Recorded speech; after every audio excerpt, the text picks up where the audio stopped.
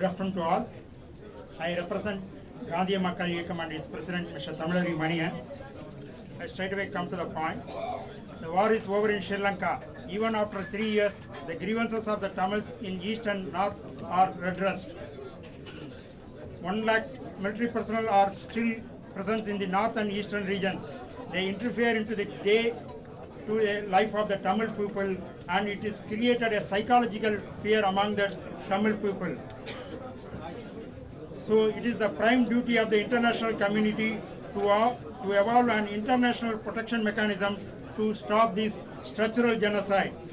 The Rajapaksa government wants to change the demography through forced colonization, the destruction of the Tamil national identity, the Tamil language, the Tamil culture, the Tamil people's religious faith. It deliberately violated the Tamil people's human rights enshrined in the UN Charter and Declaration of Human Rights over human treaties and other human treaties and conventions. The internally displaced people are not being resettled in their original places of residences. Instead, they are being dumped in areas of jungles with no basic facilities. This cruel act of the government clearly declares the dereliction of the international obligation. Even after 3 years of the war, neither the international media nor the international credible human rights organizations are allowed to acquaint with the prevailing situations in the north and east.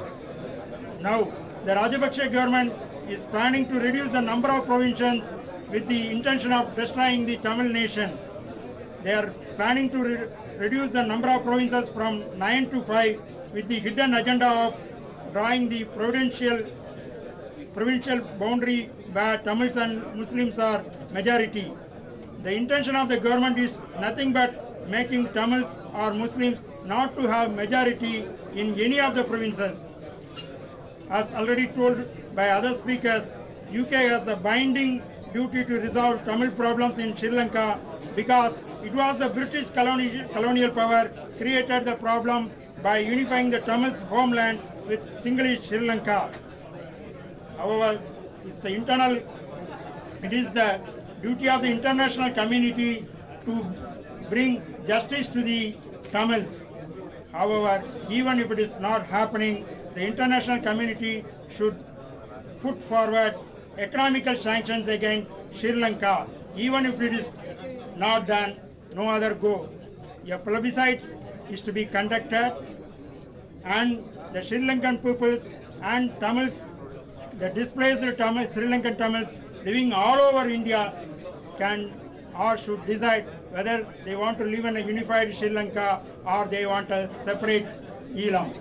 If the things are not happening, the Tamils and the Tamil community will be pushed towards Tamil Elam, and I think our president, who is Mr. Tamilaru Manian, who was not able to make his presence today, will make his presence and speech in independent Tamil Elam. Thank you.